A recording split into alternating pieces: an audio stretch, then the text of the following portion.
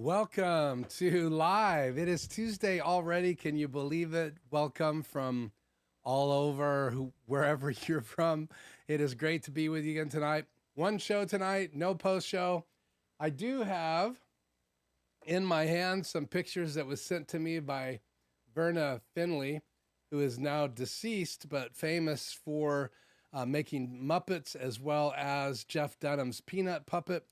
Another puppet called Ratso. We're going to take a look at some of her original designs. These are very old. Here's the original letter from her, or actually the envelope from her. This is the original handwritten letter. We're going to talk a little bit about that because there is no post show, so this will be for later. So stay tuned for that. And I also brought some original drawings of Ratso. So if you are watching the pre-show, the intro, you could actually see a little bit of that. We're mainly going to be talking about monitors tonight, so I want to welcome you. Let's just look down here and see who is with me already, and let's put the chat on the air. Let's see, first of all, if I do this, looks good. Chat on the air. Welcome, David, all the way from down under. Thank you for joining me tonight.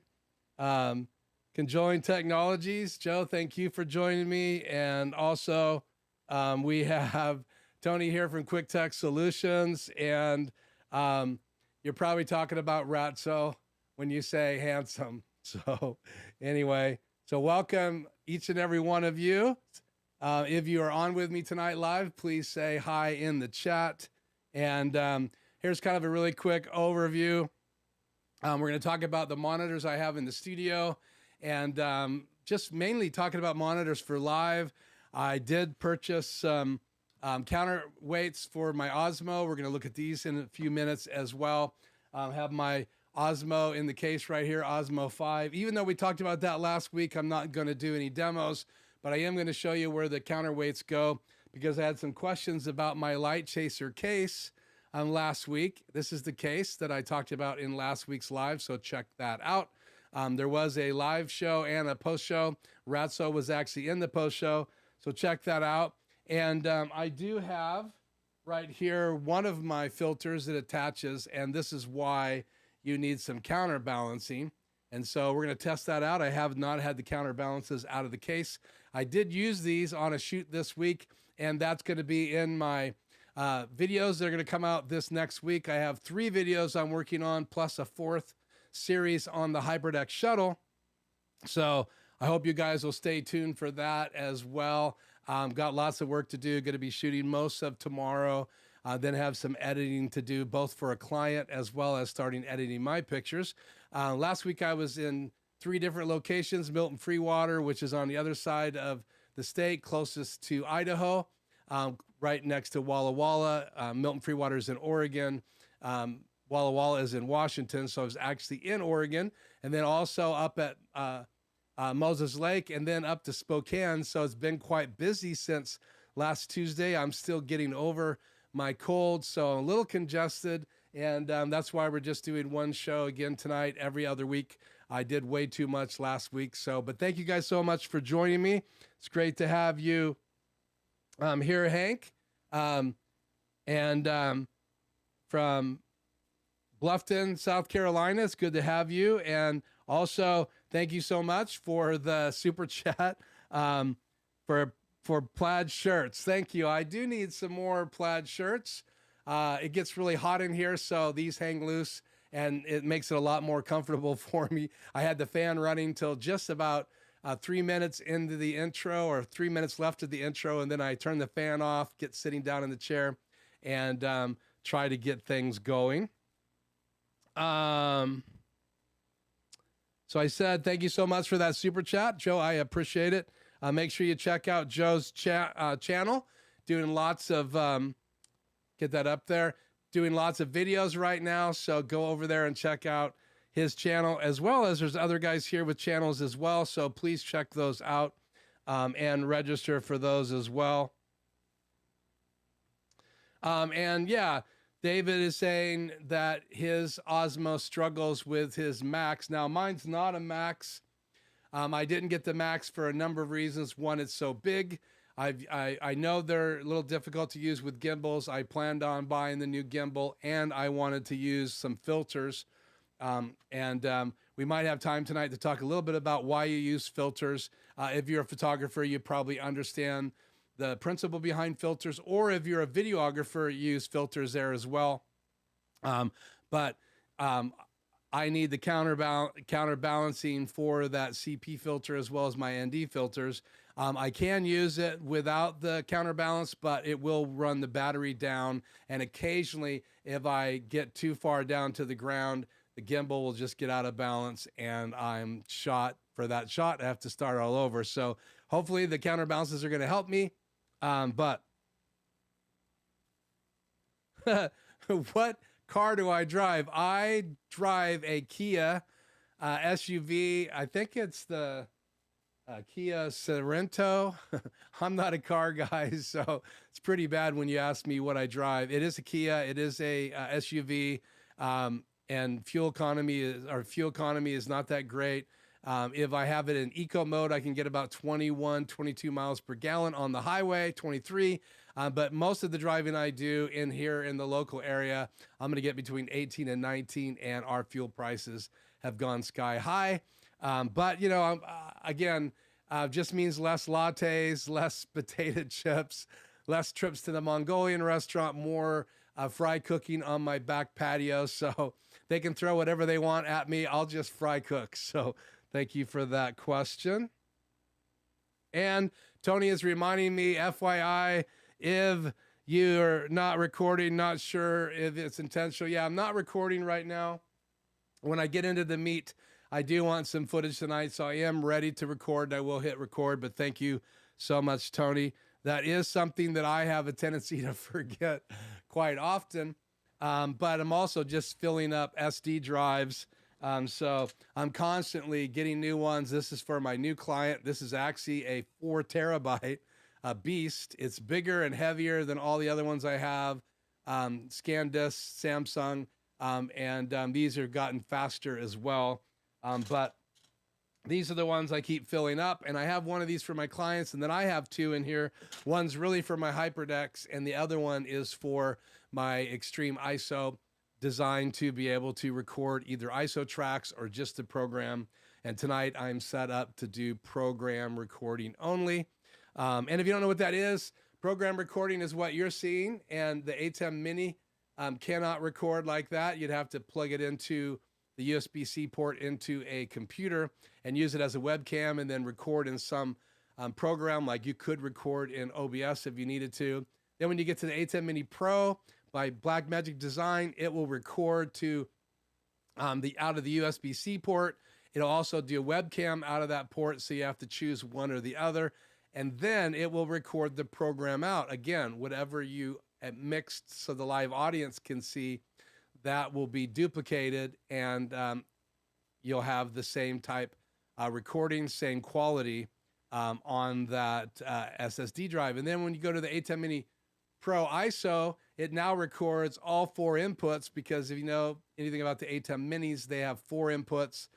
So each HDMI, and you can record all 4 of those. It'll also keep a folder with all of your media in it. And then you can actually take an XML file when you're recording ISO tracks folder. It'll make on the SD drive or whatever you're recording to. You could also record to a Blackmagic Design hub and have a number of discs in there, and they make a 4-disc USB-C hub. But once you get that recording, you can actually open it up in DaVinci Resolve, and it'll have the XML file in there, and then you can edit it. And then if you are using Blackmagic Design cameras, you can record inside the cameras. You can even automate that if you're set up to do that inside the control software. So you could record in the cameras, and then you can take that same XML file, replace the ISO recordings from inside your ATEM Mini Pro ISO, and then replace it with the raw footage from your Blackmagic Design camera. And we're going to talk a little bit about Blackmagic Design later, because one of my monitors, in fact, the one I'm looking at right now, my BenQ BM5, has actually got a Bluetooth attachment. I purchased it with the intention of linking it up with a Blackmagic Design Pocket Cinema Camera 6K Pro, and I just have not purchased that camera yet, but I do already have a monitor that will be able to remotely control it through Bluetooth. So let's see. And then what is the deal? Another super chat, another $1.99. Thank you for Mongolian. So keep the super chats coming. I think the rule of thumb is a super chat is so you can ask a question and I'll answer your question right away. But in reality, if you want to make it about paying for Mongolian, I'm perfectly fine with that. We can break the rules together. So I see that Kevin is here. So hi, Kevin.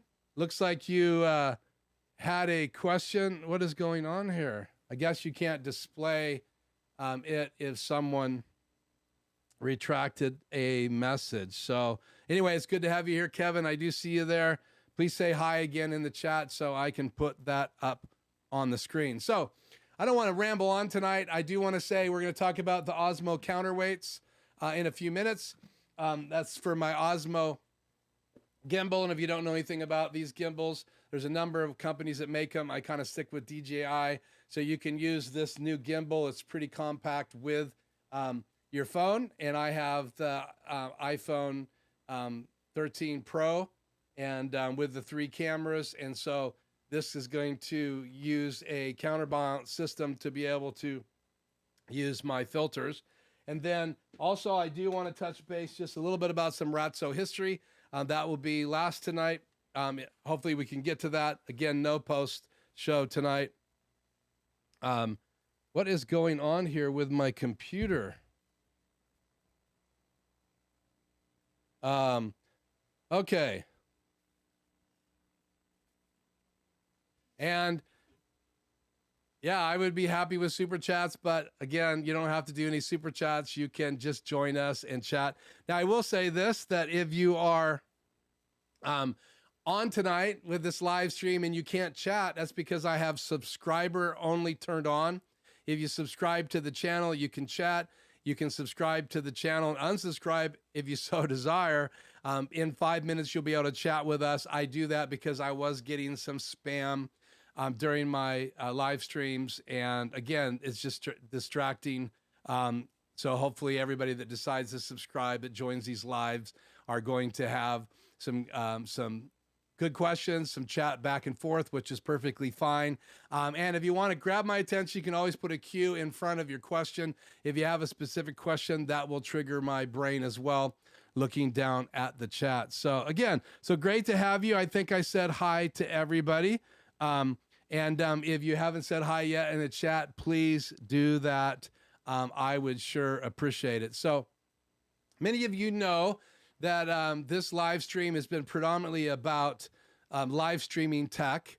And I try to focus on that mainly because during the 2 years kind of we went through, a lot of people were working at home, trying to learn how to use Zoom, trying to learn how to use Microsoft GoToMeetings, all of these softwares out there, as well as OBS, and then live streaming directly from Facebook or directly to YouTube. And then now you can live stream on different social platforms.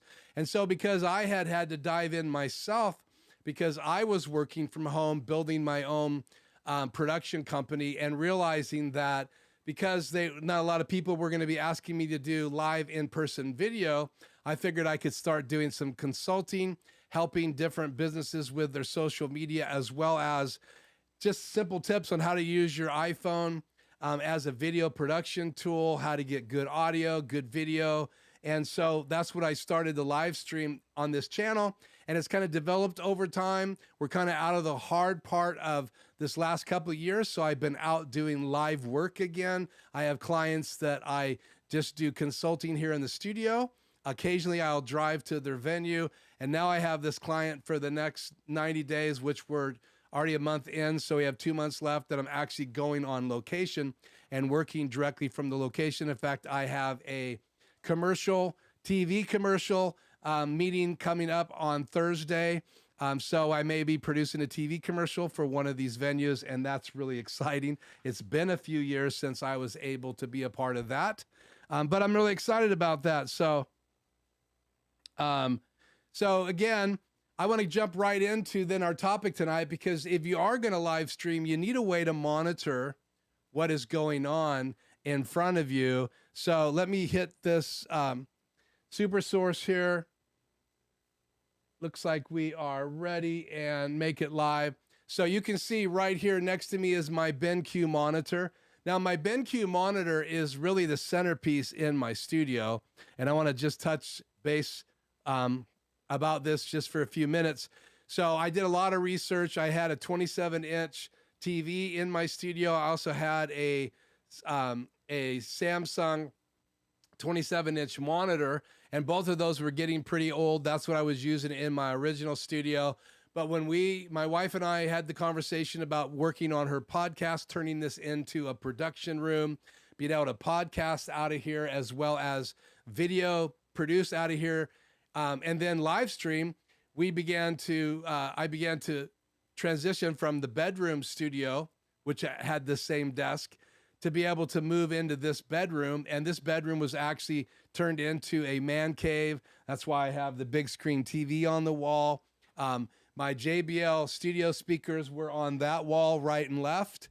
And my subwoofer was on that wall. And I had a whole rack of devices that I could use either to play games, Xbox, watch television. I had my Samsung box that uses fiber to the TV, and you had 4 inputs in it. I had some interfaces, a PC in a rack. So I had 2 racks side by side. One rack was for all my mastering and recording, because I was doing some voiceover work. I was mastering that work. And then when we moved into video production, I needed to change things up. I was actually using that Samsung monitor as my second monitor. So it's a 4K, very fast refresh rate. I think it's right now it's 60 hertz for a TV. Back then it was like $4,000 when we moved into this house almost 4 years ago now. And so that was my monitor. I sat right over here on a sofa table. I could have my laptop up there. I could plug directly in my laptop and display on that monitor, because I had an HDMI cable that goes up and over the roof in a tube and then back down again. So I could send a signal. In fact, I still do send a signal over there, which is my Apple TV, and my Apple TV's under my desk. But my BenQ monitor has become my central focus in my studio. And I want to switch up something here real quick so you guys can see this. So let me turn chat off for a second. Let's make this full screen.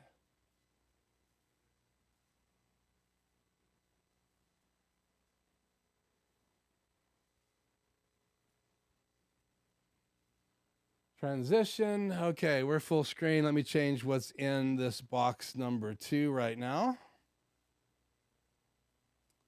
Again, I'm using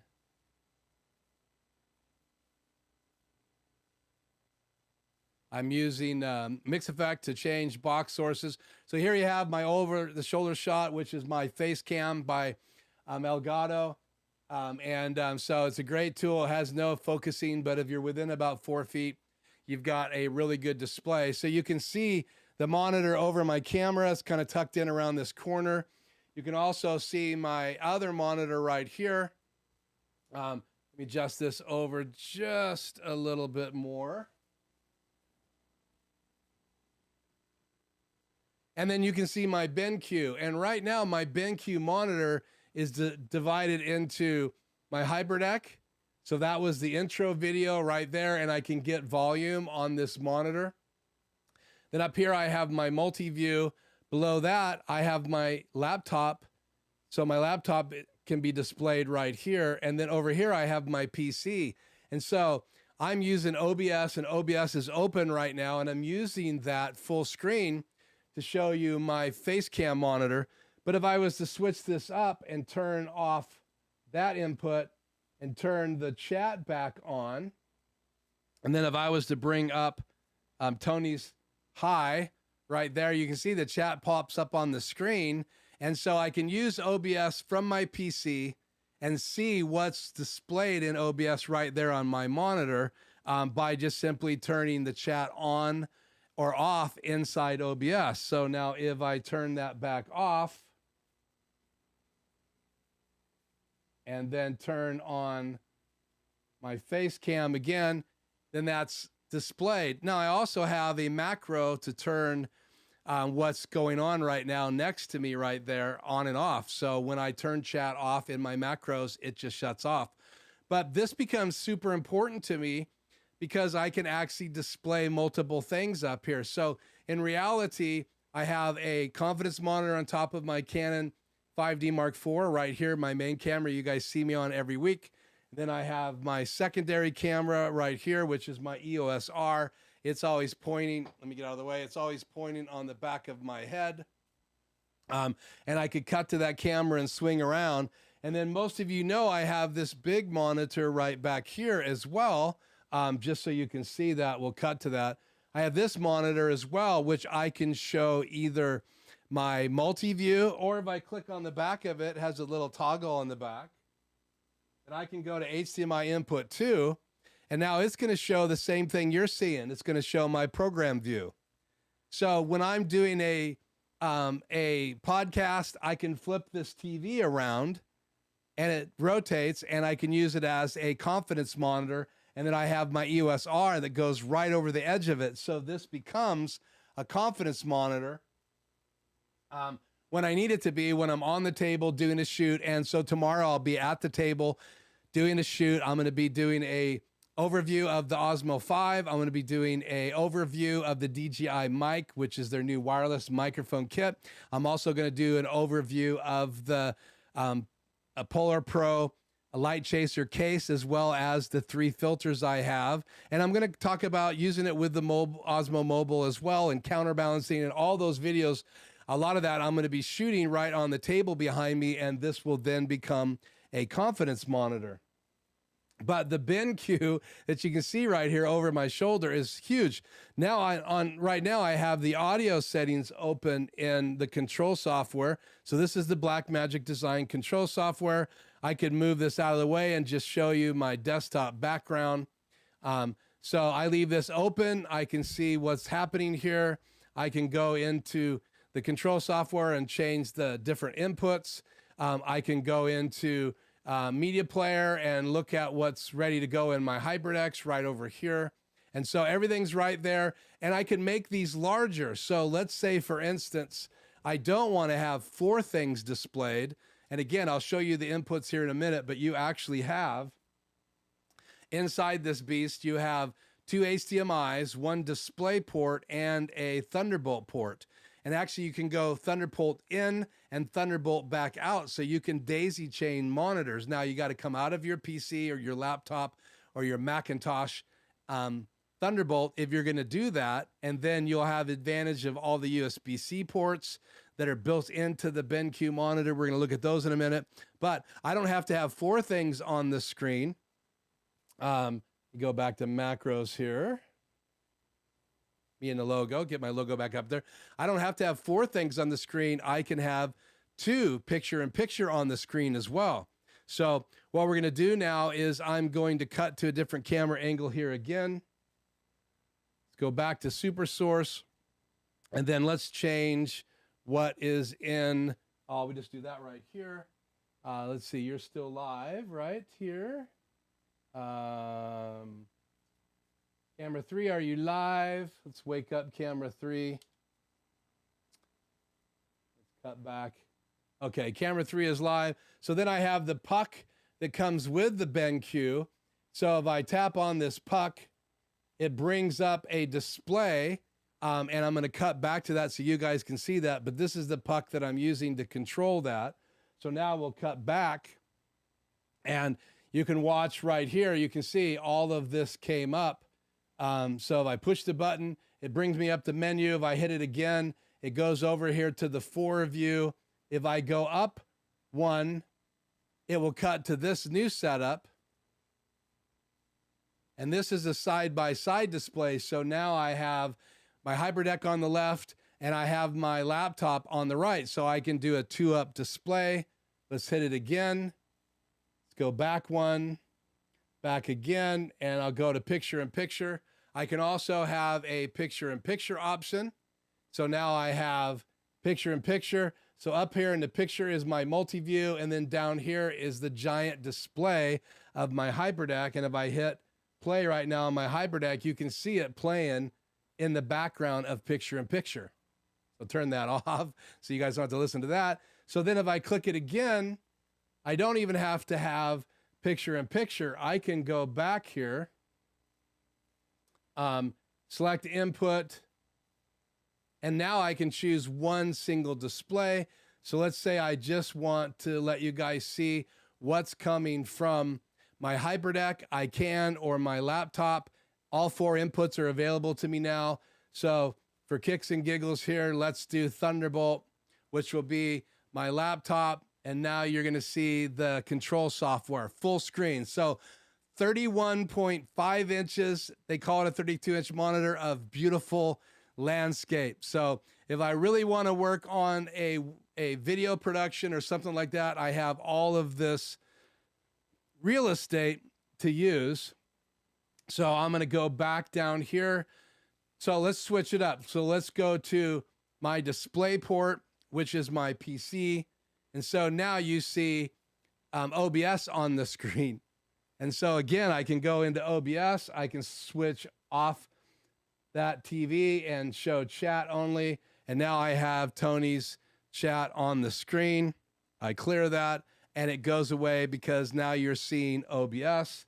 And then if I turn on my monitor, now I can actually see a bigger view of my desktop. So you can see my monitors. You can see my BenQ monitor. You can actually see the confidence monitor over my Canon 5D Mark IV. And you can also see my ICANN BK7i right there, which is actually not even 920 by 1080. It's not even that high resolution. It's 1280. I've had that monitor now for about 7-8 years. And so now I can have a single display and I can just simply go back with the puck. You can see me tapping on the puck and I can click over, go down to 4-up display again, and presto, changeo, there it is. It takes a few seconds for it to reset up. And for some reason it defaults to different setups. So my multi-view's right, my laptop's right. I have my PC here, but for some reason it defaults away from what's top left. And so I can go into this and back up here. I'm going to go top left, click on that, and I need that to be HDMI 1. And now my HyperDeck will appear back up here. And there you go. That's a tour of the BenQ monitor. That's right here in my studio, 32 inches, 4 inputs. Super important to kind of how I roll because it's given me the ability to see these things I need to see. I need to see OBS for chat. I need to see my control software. I want to see multi-view that helps me find the next thing I'm going to switch to. So, and I also can look up and see that my super source is ready. It's in preview mode. Actually, no, it's not in preview mode. It's not even in preview. If I hit super source, I can bring it over to the preview window and then simply change to it again and then transition back. And this logo stays on because it's set to stay on when I'm in this view. So to be able to have 4 displays right here, what do they do here? 4 displays right here is super important when I'm live. So I highly love this. And then to have a confidence monitor above this camera, it's not a teleprompter. It could be, and we're going to talk about that in a minute. I'm looking at getting a 12-inch monitor to replace that monitor. That will go as a mobile monitor when I'm recording outside of the studio, which I'm getting ready to do more. May even be purchasing a camera. We'll talk about that here in a minute. But then to have this monitor as well, if I decide to turn around. So we'll go into super source. We'll change what's in source 1 to camera 1. And I could turn around this way and even have a macro set up that switches the lighting around so I have better lighting to this camera. So if I click lights on, that's, for some reason, my Stream Deck has not been working right lately. I got to look into why that's happening. So that's my BenQ monitor, 32-inch. But again, it has all this ability to display more than one input, and that's huge for me. So in order to do that, I have to, it doesn't have a through input. I have to split the things that I want to send there. So my HyperDeck is split. Obviously my PC, that's one of the monitors for my PC. That's one of the monitor outputs for my laptop. I come out of this PC display port, and I come out of my laptop HDMI, and then out of my HyperDeck, I have my HyperDeck split. It goes to the SDI, comes out to the monitor. So it comes out SDI to a converter, SDI to HDMI. And then this is an HDMI input. And then obviously the multi-view is an HDMI input. So this is HDMI, this is HDMI, this right here is display port, and this port right here is Thunderbolt in reality. So Thunderbolt display, HDMI out from my HyperDeck, from my ATEM Mini Extreme ISO, HDMI out from my HyperDecks, and they both can go in there. I can switch this button right now. Let me hit stop, and I can put up here the HDMI output or SDI output from my HyperDeck Studio Mini. So that corner display can be two different HyperDecks, and I actually want to get a 3-switch so I can actually put up here my new shuttle. In fact, I'm probably going to buy a 4-switch, 4 inputs and 1 output, because I am planning to eventually add a 4K HyperDeck in my studio as well and do recording and training on it, because I believe the world is soon going to be more 4K. So that BenQ monitor for live stream is a lifesaver. So if you have any questions about the BenQ, let's look at it. So let's go back to my PC. Let's switch up chat.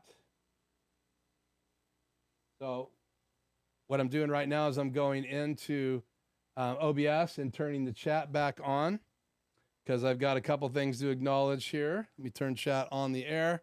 Thank you so much, Tony, for your super chat. $5. I appreciate it. Sorry it took me so long to get back to this. It says the BenQ is 4 inputs, 4 outputs, correct? So that means you can feed any one of all 4 into the ATEM inputs, right? No. So the BenQ only has inputs. The only output it has is a Thunderbolt through, so I can go in Thunderbolt and back out Thunderbolt. But it is not a through. It's not like the C-Tech monitor that like Aaron Parecki uses and many other people have in their studios that has inputs and outputs. This is strictly a end user monitor. So whatever you're going to feed it, you have to send it directly. You can't loop back out of it. So I hope, Tony, that answers your questions, but thank you so much for the super chat. So it has, and I'm going to show you this right now, HDMI inputs, 2 of them, has a Thunderbolt input and a DisplayPort input. We're going to look at the back of that monitor right now. So let me go back to this view, Keith and Key 1. And we're going to switch. Let me drag and drop in a new slide. So here's the back. And so if you look at the back, let me change my multi-view output right now so I can see just the program out. So if you look at the back, on the bottom underneath, and you can see the arrows are pointing to where these outputs are inputs, you can see that you have 2 USB 3.1 ports, which is really important because this has the ability to have 2 different computers using it at the same time. So you could have computer 1 coming in, computer 2 coming in using either Thunderbolt or HDMI or a DisplayPort. You could have 1 mouse and 1 keyboard plugged into it. And then you can use that same keyboard and mouse without having to buy like a special one like this one right here. My Plkease keyboard actually has built into it the ability to switch to 3 different inputs.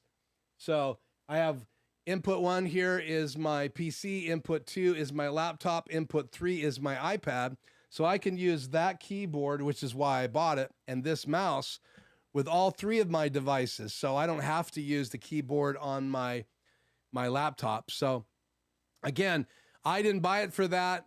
I purchased this specifically to be able to use the 4 display or the dual display or the picture-in-picture for my live streams, and then also to edit. So I edit my videos on it. So if I want to see a 4K version of the video I'm working on when I'm editing in 4K, or edit my photographs when I'm editing in Lightroom or Photoshop, I can do it on a 4K monitor. Either my laptop's 4K, which is only 15-inch, or I can be on a 32-inch. So I'm getting older, my eyes are going. I like to be able to use my 32-inch as just a monitor. So you go in, and then you have to split whatever you're sending to it. So that's why I have so many of those splitters in my studio. So I come out of my multi-view and I split it, and it goes to this monitor. Let's switch this back. It goes to this monitor.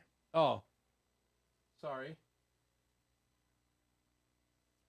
You guys are actually seeing the same thing that I'm seeing because I switched that up. So that'll default back here in a minute. But anyway, so then you have the input. So you can see you have Thunderbolt through, in and through. You have HDMI 2.0, 2 of those ports. You have, or HDMI 2.0. You have USB 3.1s. You have a USB on the top. You have a hotkey puck, which is the puck that we talked about. So this puck plugs in there, and you can now control the BenQ from the puck. And they made some updates to that the year they came out with this monitor. So again, then you have USB-C on the side, you have USB 3.1 on the side, and you have a headphone jack on the side. So you could use this to monitor like an ATEM Mini or a Mini Pro, a Mini Pro ISO. So you would just come out into this as your main monitor, and then you could put your headphones on and hear whatever's in this top left quadrant, or whatever you have as a single display, you would be able to hear through the speakers built in or through headphones. And obviously, if you wanted a better version of the audio, you'd use your headphones, because these are backfiring speakers and they're only so good, to be honest with you. So again, let's review this. You have 2 HDMI ends, you have a Thunderbolt end, and then you also have a DisplayPort 1.4. So you can have 4 inputs, but again, one has to be Thunderbolt, one has to be DisplayPort, and then the other 2 can be HDMI, and there's lots of things that you can convert to HDMI, but DisplayPort really only does a conversion one way easily without having to power it. So if you're going to try to convert, I think, HDMI to DisplayPort, you have to use USB-C power or USB power as well as HDMI input to then convert it to DisplayPort. So, and again, I split to come to this monitor. I split to go to my 2 confidence monitors. So all 3 of my confidence monitors right now are showing what I have showing you, program out.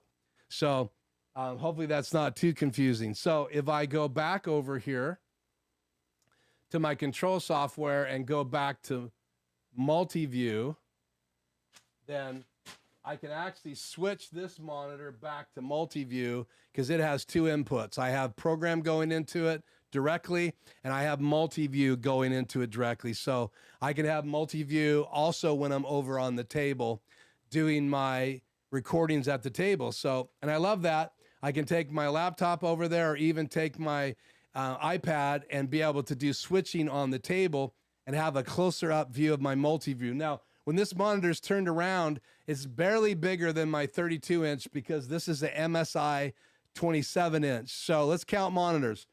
27-inch MSI, which is 4K. I have a 1280 monitor above my EOS R, which is the iCan VK7i, and I'll put all those links later tonight in the description. And if you want to go to Amazon and purchase those, This iCan is no longer available. You'd have to buy it used. It's like 7 or 8 years old. And then I have my BenQ monitor, which is still available, but they have an updated version of it that doesn't have as many features. So you definitely want to get one that has four screens in it again. And being 4K, when I have it full screen, it's 4K. And when I have it smaller screens, then they're real 1080p displays in the corners, which is really, really, really awesome. So, and let's see. So let's just show this. So this is my iCan monitor, and that's the front. And that's the one that's up here that's no longer available, but it's a great monitor. I've been using it for a long time. Here's the back. It's got some old school SDI inputs in the back for different breaking out colors. So it really is an old monitor. It does have a tally light. It does take different type adapters. Right now I have a Canon battery adapter on it. You can also use the Sony MPF battery adapter. You just have to order it with what other adapter that you have or you want. So that's the back of it. And then let's stop for a second here and let me catch up with the chat and wet my whistle.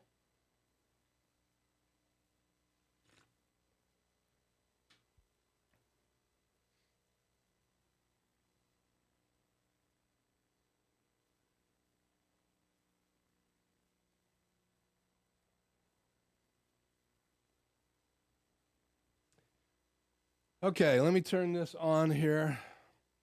I think, Joe, you're asking me, thanks again for the super chat. I think you're asking me to go behind me to see the chairs in the back. Are you wanting to see the chairs? Let me know in the chat, and I'll take my mobile camera and take you guys back there.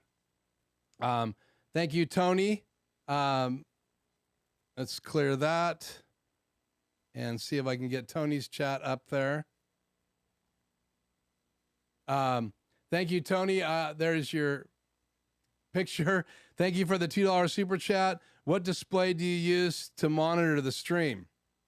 I'm using, set this down. I'm going to go to the mobile camera here. My battery is getting very low, so let's get this done before I lose my battery.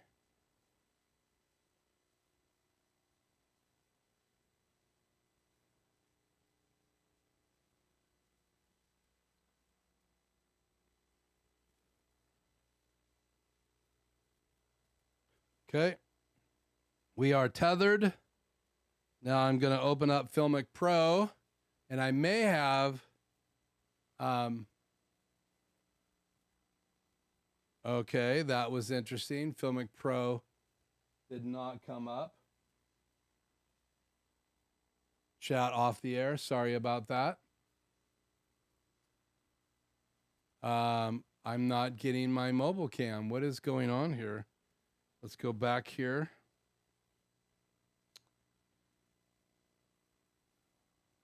I need to tether to my home theater. There we go. I actually tethered my phone to my living room. So my picture, Filmic Pro, was on the living room camera. Okay, so let's...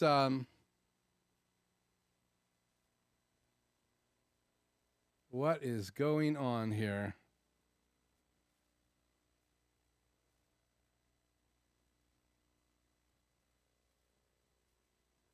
Okay. There we go. Let's try this one more time. Okay, let me cut.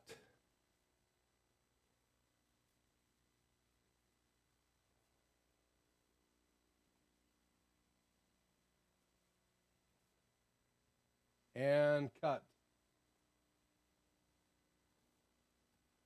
So I monitor the stream with my laptop, Tony. So there you go. Here's my laptop, and this laptop has dual monitors. I'm not going to turn it on right now, but if I hit this switch right here, this monitor lights up. It just changes everything in my studio, but that's where I'm monitoring the stream, right from my laptop.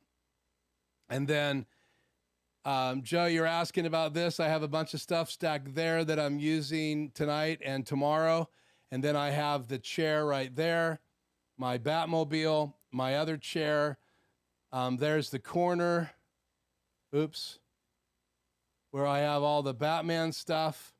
And then up here I have my shelves. I have my lights up there. And that again is on my Autopole, my Manfrotto Autopole 2. And then this is that TV, which we haven't talked about yet. There's my Bose system.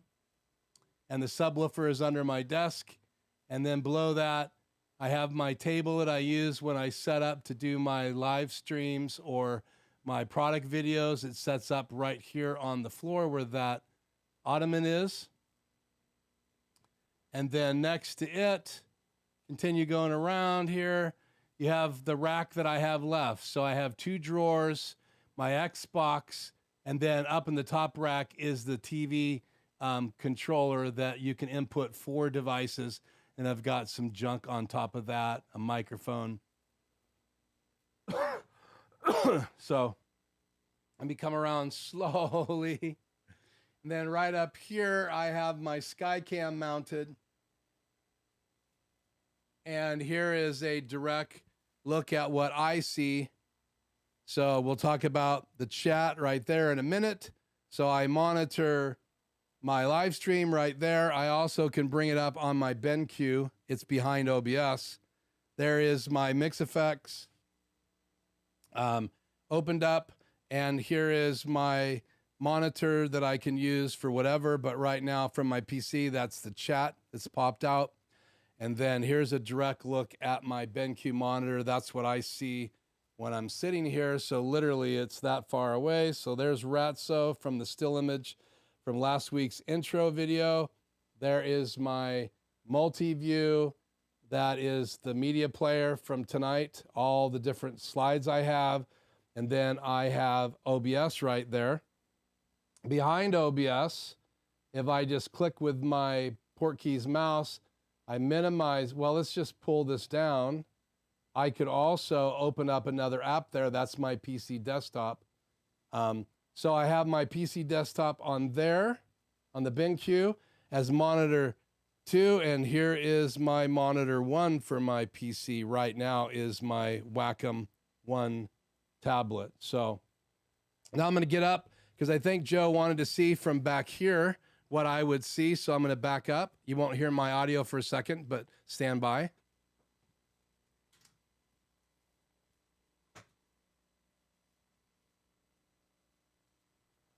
So this monitor will turn around. Here's the bracket. And it will face out this way. So when I'm sitting at the table, this monitor right here will turn around and I can still see my BenQ monitor. But I can also flip this around. Now, if I flip it up right now, my hair light, which is attached back here, will flip as well. And I tighten these down so it doesn't sag. So I tighten that one down, this knuckle down, and then that knuckle down, and that's the back of my MSI monitor. But this really will pivot around like this.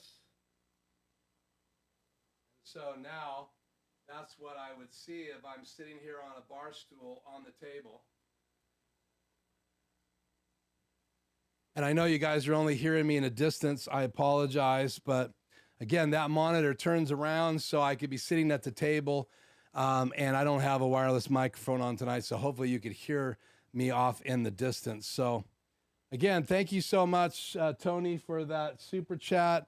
I'm going to catch up with the chat right now. So hopefully that answers both your questions. Again, thank you guys so much for the super chats. That means a lot to me. Good to see you, Doug. Thank you for joining me tonight. Tony says hi to Doug.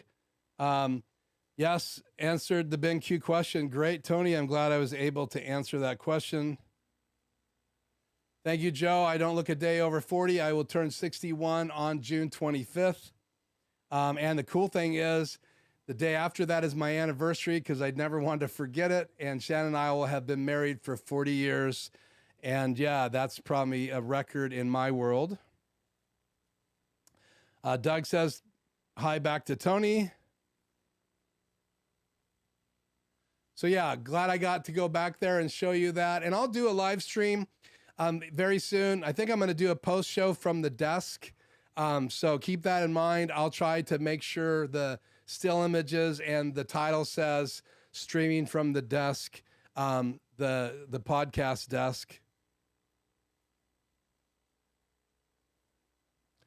And I think I'm missing a couple of your super chats, so let me go back. I see the one for plaid shirts. This scrolls too fast, sorry. Let me try to scroll manually. For Mongolian, did you ever find, oh, there we go. Did I ever find the brand of the switchers, Joe? Sorry, I missed that super chat. My 1x2, so 1 in and 2 out. Are you talking about the splitter or are you talking about the switch? Because this is the brand that I've been using for the switches. It's a VWRHAR. Seems to be the ones I can find now. I bought an 8K one right here that does not work, so don't buy this brand. At least it didn't work for me. I shouldn't, say don't buy it, but this was a HD 8K, and it might just because I wasn't sitting 8K to it. But these switches work great. So I have a bunch of these, 2 in, 1 out, and then I think you're talking about the switches that are underneath my desk, the splitters, and I'll get that brand. I'll be right back. This is for you, Joe. Super chat. I'm going down there.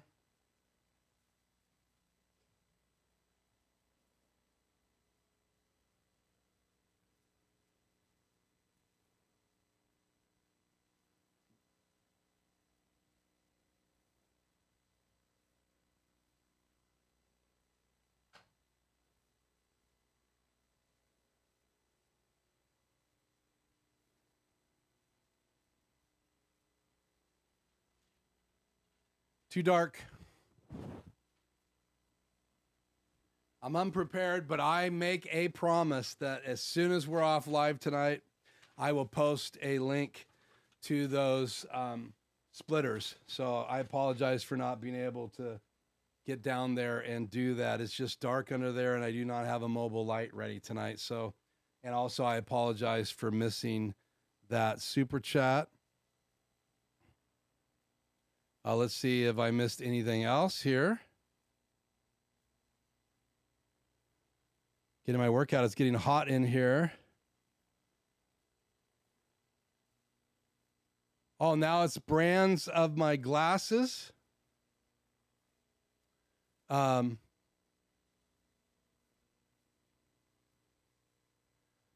don't know what brand my glasses are. So I can't see it if I take it off. Here's one of the cases I have. This is, I buy them at Costco, which is a wholesale.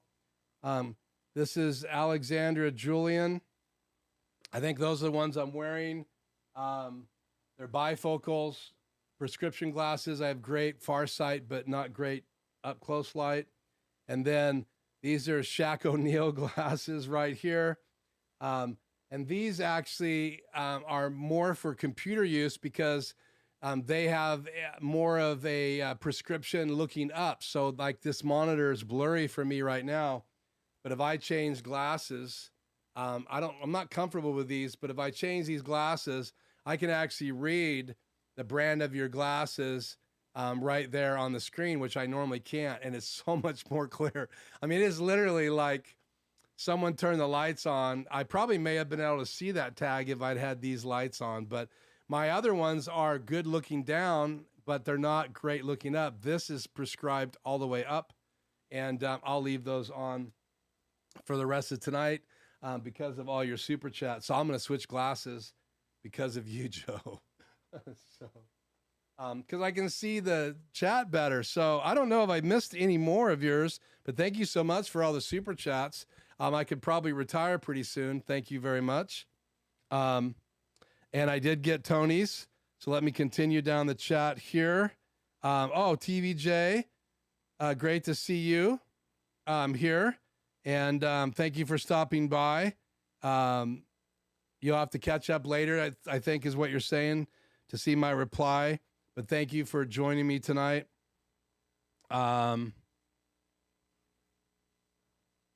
Okay, let's just continue to go down here. I want to try to catch all your questions. How much was that monitor? So let me pop that up there.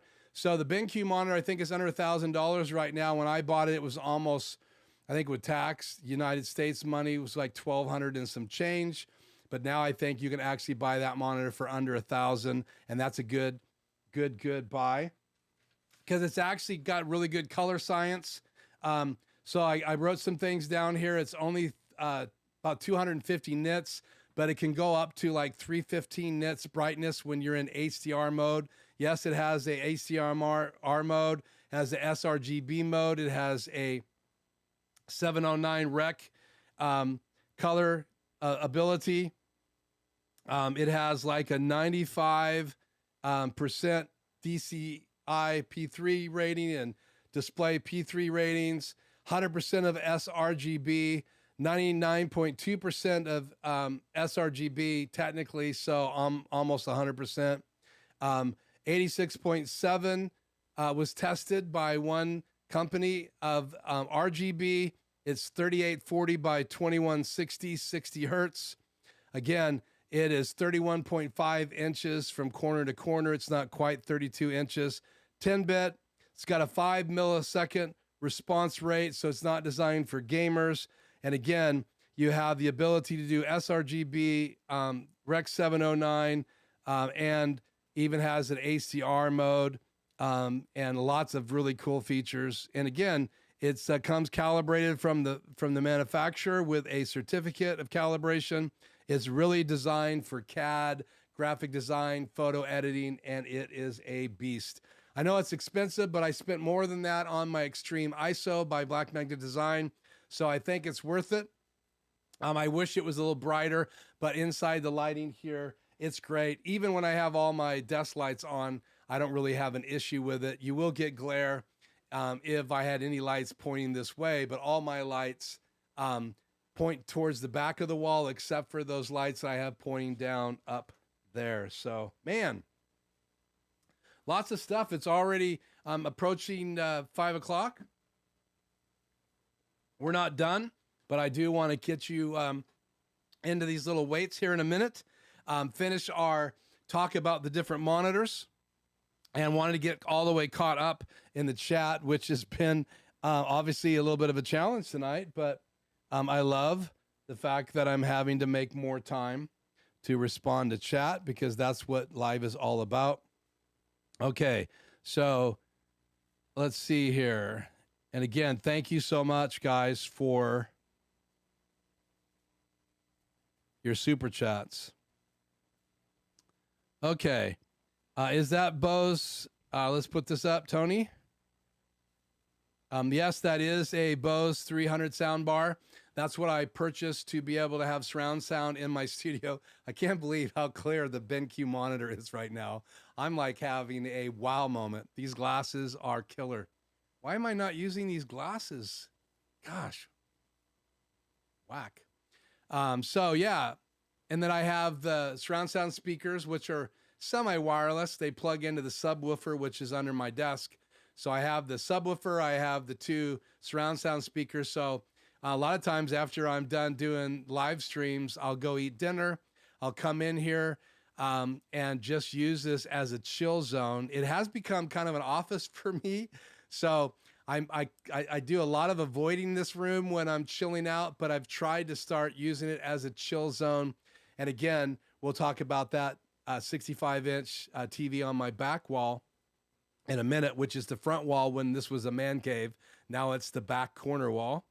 Joe wants to know, what are those sailboats? They're just some sailboats my wife bought me in my office when I was selling RVs at a company called Blue Dog RV. And then prior to that, Rustine, my wife and I decorated my office, and we had kind of this at sea look, and I keep adding to it. So I bought this really cool Pelican. Do I have any? I have anything left here? Let's cut to this camera. I do. Let's cut to this. There we go.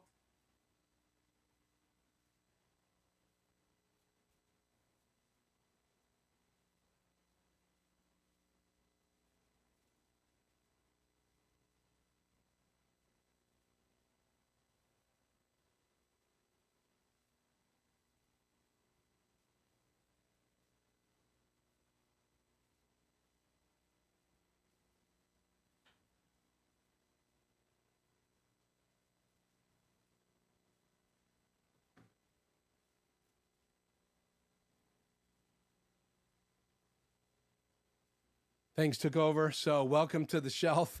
That is kind of my ocean theme. And that's on camera when I'm doing my wife's podcast. So I have to change what's behind me for her podcast. But that shelf being set up is great, especially if I cut to this other camera view, cut to camera 2, then I can figure out how to shoot right down the shelves. Obviously, the camera over my shoulder goes away, and I do leave my laptop in the frame, but I've done some live streaming from this direction before. That's why the lamp is there. And I've kind of been reserving this for clients, but rarely do I use this look. But I do like shooting down that wall. I shot down a wall in my original studio in the bedroom, and I kind of like that look. So it was all set up to be able to shoot down that wall. So, okay. Did I get all these questions? Because you guys have been amazing. Let's finish the chat, and then I'm going to get into these last 3 things. And yes, I do use a Nanook rolling case. So that answers your question, hopefully. I have a Nanook, and then I have a... what's the other brand that everybody uses? So actually have more than one Nanook case. I'm a Nanook fan. They're a Canadian company. Absolutely love their cases, especially their rolling case. So maybe one of these nights we'll do a live stream and we'll talk about cases for getting your gear on the road. That's a whole nother topic, and I've never really covered cases here. Maybe I should do a what's in my cases, because I have a number of cases for mobile shooting. Man, it's great to see you, Freddie. Missed you earlier, but glad you're here. I already hit the like. We'll watch the replay later. Great. Thank you so much. My PortKease mouse. What is that? PortKease, not PortKease. So my PortKease mouse is a Logitech mouse. This has a switch on the back to switch between 3 devices. So literally, when you program this, I can switch from my iPad, my PC, and my laptop. So 3 different devices can be controlled from this mouse, and it's called, not PortKease, Logi mouse. That's what this mouse is. I'll get my act together here. By Logitech. And then they have more than one color of this keyboard, and I just think it's cool. If you know anything about my logo colors, they're black and yellow. And so this was a perfect pair to get for me. It's quite heavy. I mean, this thing weighs 2 to 3 times what you would think when you pick it up. Very, very sturdy. And again, it has 3 switches on it, switch between computer 1, computer 2, and computer 3. And the cool thing is, because it's Bluetooth, you can attach to anything that's Bluetooth, like an iPad or another device. So that is very, very cool. You're welcome. I changed glasses. Now we have a new vibe. Thank you. I think the bolts are cool as well. Okay. So how do you connect the Apple iPhone 12 with Filmic Pro software to the A10 Mini Pro, either via wireless, Bluetooth, and or HDMI? That is an amazing, good question. Thank you for asking that. I think it's Hank. I think I have that right. Stop and think. Hank is quite a knowledgeable individual when it comes to television. If you've been on our chat before, so love to someday have a Zoom conversation with you. But your question is amazing because I learned this from Aaron Parecki. So what you do is you take your Apple TV, right? Apple TV is a wireless device, so you can control it from your iPhone. So what I'm doing is I'm using the app called Filmic Pro. Let's see, without the glare. So it's right here, this little icon, and I'll put a link in the description tonight. And if I click on it, it opens up the camera, but I have to tether my phone, first of all, to my Apple TV. So my Apple TV comes into one of my inputs in my A10 Mini Pro. So in my A10 Mini Pro, right, I have two ATEMs in my studio, an Extreme ISO, which is my main one. It has two HyperDecks plugged into it, and it has 4 other devices. One of those devices is the output from my A10 Mini Pro. So my A10 Mini Pro is a high-tech switcher. So in my A10 Mini Pro, I have my Apple TV, my Camera 3, which is my overhead camera. I also have my streaming bridge. I also can bring in my HyperDeck Shuttle through a switch.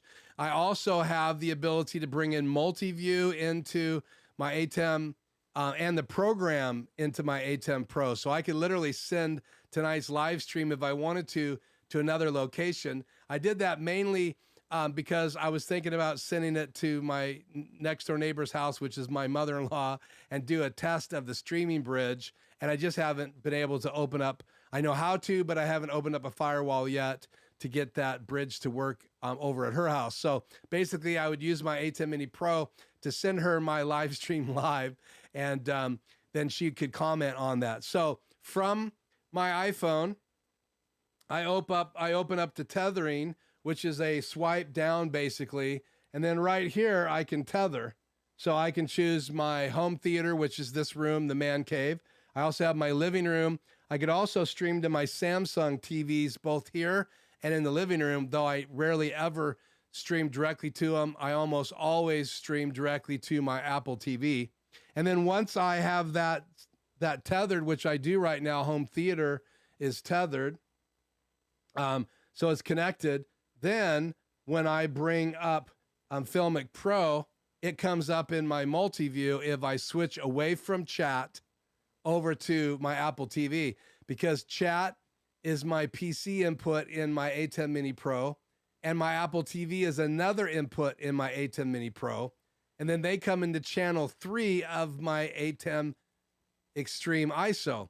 So I can only choose one at a time. So if I want chat to be on the screen, I have to have that input number 3 in my A10 Mini Pro.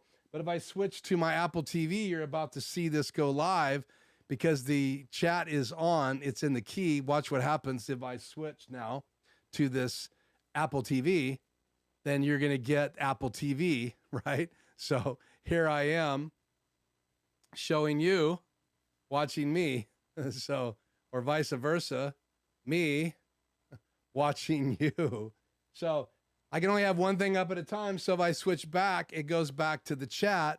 And because I have chat in a key, it just displays right there. If I was just switching to chat, that's all you would see. So if I turn chat off the air and then do the same thing, you're not going to see anything because I'm not displaying chat unless I have the key on. So again, I'm just using my A10 Mini Pro. I had it. I use it as a switcher. I really want to replace it with an ISO, Extreme ISO, because I really want all 8 inputs, because I've lost one in my A10 Mini Pro because I'm using it. I'm losing one in my A10 Mini Extreme because my Pro comes into channel 3. So that only leaves me with 3 inputs other than my HyperDeck 1 and my HyperDeck 2. So I hope that answers your question.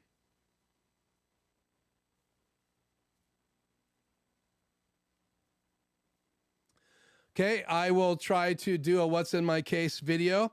Let me know if you'd like to see that in a live where we can actually talk about it and chat about it. Or would you rather see that just in a video on my channel, which I haven't been doing a lot of because I like to chat about them live. Doesn't help the algorithm, but it's more fun for me.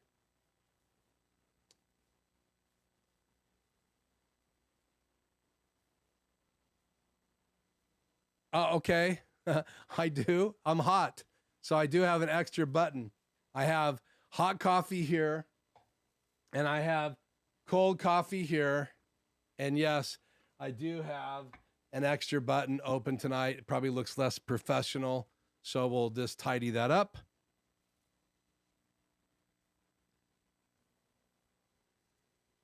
I missed 2 more super chats. How is that even possible? How did I miss super chats, guys? So, okay. So shirt button, I answered. Thank you for that super chat. I got a super chat I see here. Will my mobile cam reach the garage? I do not think so. I'm not going to test that tonight because I would need to plug in my mic, but I will do that next week if you want me to. So I would be using my new DJI mic, and I can plug it in my phone and use it as a lapel mic and go in there, but it's not charged up tonight. I ran the battery down on my trip. So, but thank you so much for that super chat. And thank you for that super chat about going under the desk. So, man, unbelievable. Thank you so much for those super chats. I think that's by far a new record. Again, Kevin, thank you so much for joining me. Saw you earlier. You retracted your question, but I see this one. Nice glasses. Looks like the Samsung 8000 65-inch TV. It's actually the QLED. I think it was like a 95 something QLED TV. QLED was actually supposedly better and brighter and more intelligent with more dark zones than the other Samsung TVs. And my son just bought a 8K 85-inch QLED. I have a 75-inch QLED in my living room because my other TV died. But that's actually like the 95 model. I don't know exactly the model number. So hope that answers your question, Kevin. Thank you so much for joining me.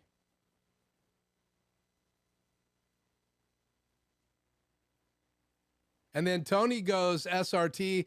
So does Aaron Parecki now. So this is an interesting scenario. I haven't played with it yet. Tony was saying in his live stream a while back that he was having some issues with his tethering of his Apple TV by just using the normal tethering feature in the phone. So he's using SRT, and he's explaining it there in the chat if you're interested in that. Okay, so let's get to Ratso. So this is, and I'll get back to the monitors. Again, I want to make sure you guys know that I have the PortKeys BM5 on top of this camera, my BenQ 32-inch, which can have 4 different displays at one time, or one, or dual, or picture-in-picture. I have the confidence monitor over my EOS R, which is the older version of the iCan camera. I have this one mainly for you guys. So when I'm in training as well, consulting, people can see that. I have my Samsung back there that right now I can only send my Apple TV. I do want to change that up so I can switch and send multi-view back there as well. And then I may push this monitor out of the way and use that. Right now I'm just using the app to show a couple pictures on my Samsung TV. Again, and I'm just burning it in by having it on in every live stream. So with that said, I also have my Wacom One tablet, which I display chat, and then I also have the ability to look at my laptop. So if you count monitors in here, there's lots of them, especially when you can do 4 different monitors on my BenQ, 2 different monitors on my Asus, but I don't use the second one because it would shut down one of my other monitors because I'm at the limit of what my Asus can do. So if I turned it on right now, I would lose one of these displays on my BenQ 32-inch. So I'm not doing that. So again, and I have my iPad up here to be able to see the ability to see the chat on my Wacom tablet and to be able to see mix effects on my iPad. And then I also use this as a mobile camera. So this could be a monitor as well. I could bring up my Stream Deck on here. I could bring up my companion app. I could also bring up mix effect on my iPhone. So, which I do that when I'm over at the table. I can either use companion or my Stream Deck app or have mix effects on my iPhone over there. So it's crazy all the things I can do. So I'm going to come back to the chat. We're going to dive into this other thing. These are the original drawings of Ratso. I have had these in a sealed Ziploc. I got them out tonight for you guys to see them. So I will try to kill the glare. So there's a drawing. Originally, he was going to be called Rascal Rat, but I changed his name. So here's a drawing of his, trying to see if this is even coming through here. Let's turn this off the screen. So that's the forward and kind of a side view. This was sent to Verna Finley, who did the actual puppet. That's a pencil drawing right there of both views and his body. Hope you guys can see that. There's just a lot of glare from that light. Here's a bigger version of him. It doesn't show all of his body. So obviously, if you're going to do a full body puppet, I had to come up with the body design. Here is all three of those. Here is a puppet that Verna sent me that she had already made. I asked her if she made any rat type puppets, and there's the version that she had made and sold to someone. And then here's the last picture of Ratso. And then also, I'm just looking in this stack here. This one right here that you guys are having a hard time seeing. Let's see if I can use my overhead camera. My desk is a disaster, but we will try this right now. Okay, so here's my overhead camera, and I'm still having a hard time of you guys seeing that. I'm going to try to focus this.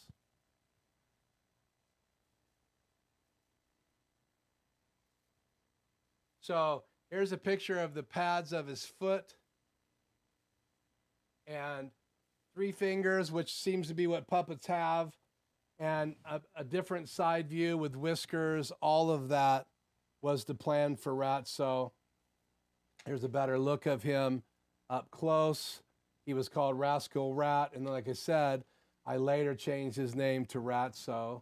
This is all before he came in the mail. And then again, here's this view of Ratso. And then this view of Ratso, including her puppet that she sent me just a picture of. And then even arm length, and I wanted the fingers to be actually moldable, so they have the ability to be moldable inside of them. Let's just get back to this view here. And so again, that was from Verna Finley, and she made all of these puppets. She sent me all of these with notes on the back.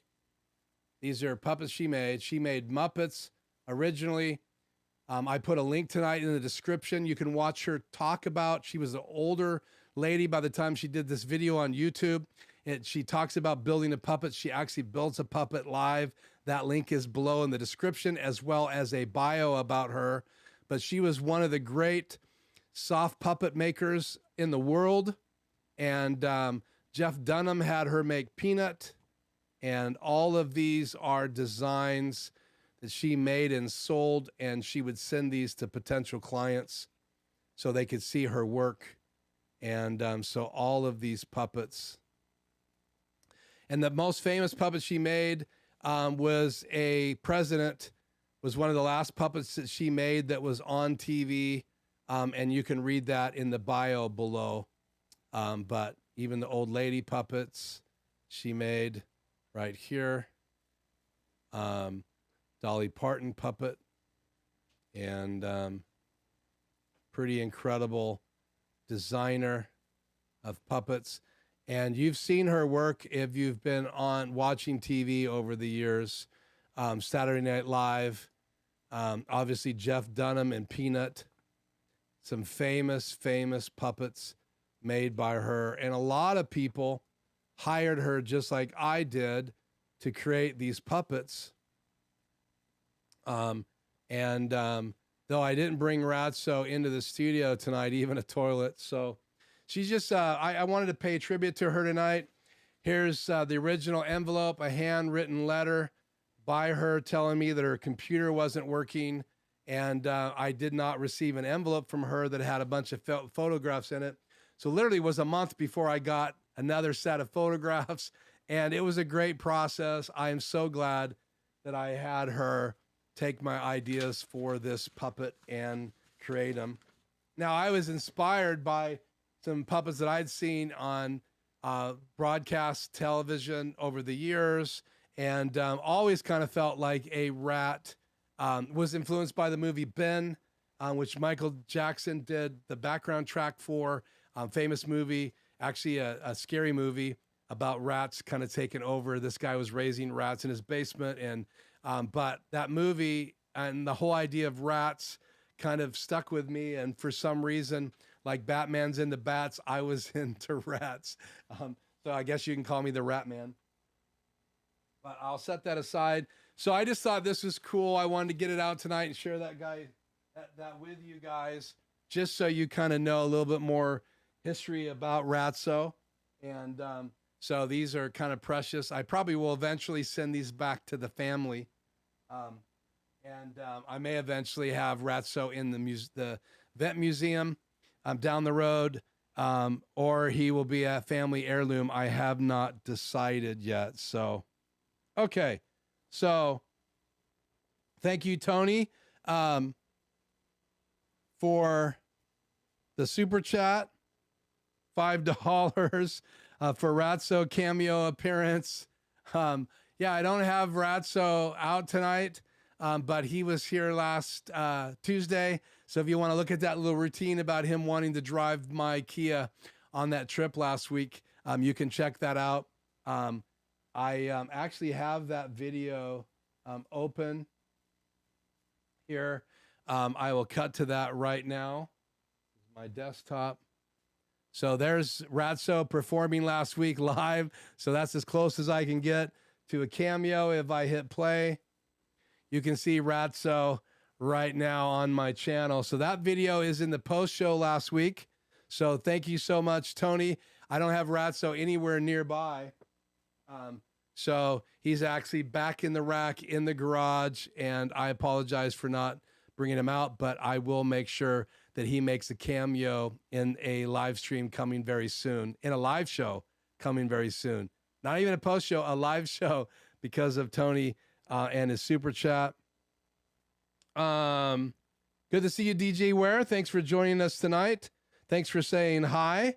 Always great to have you. Again, Tony's super chat. And then I also have a second Ratso cameo. Get that rat here now. What is the deal? Okay, that's it. I'm sorry, but you're going to see an empty seat for a few seconds. Can I do anything here? Let me do this. No, it'll confuse everybody. I'm not going to play the intro. I can turn the audio of Ratso on here, I think. Let's see if this plays. Man, the things I do for you guys. So if yeah, it will play. So let's do this. I'll be right back with the rat.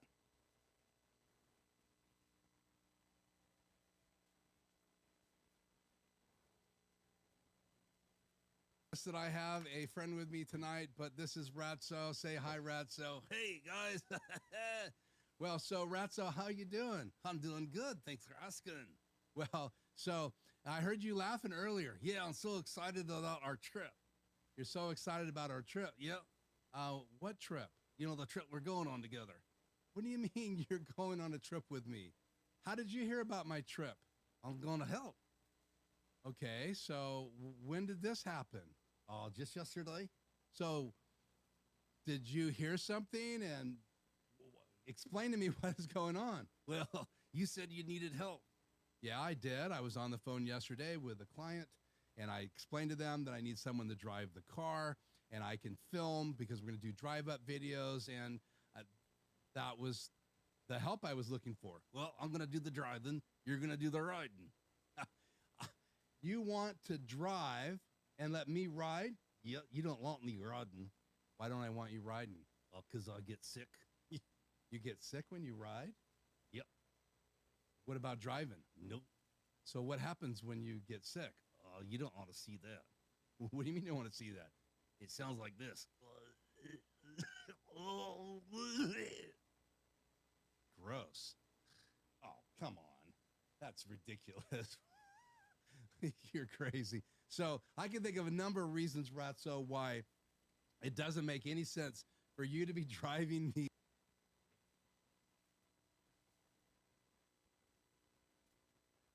Ratso. Yeah, They demanded that you come to the show tonight. they did. Yeah. Do you want to make some money? Yeah, I do. Okay. Well, part of this money right here, you see the super chat? That right there. Yeah, that right there is super chat money. And it says for Ratso cameo appearance. That's from Tony. Say hi to Tony. Hey, Tony.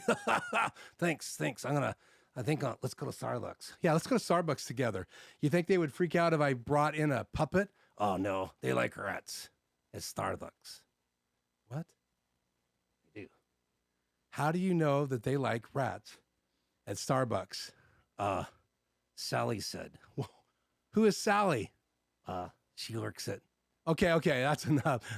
No more of that. So, and also, I got a demand from Joe. Joe is like the reason that you ended up on the show in the very first place. Him and Tony just kept asking, and now you're here. Yeah.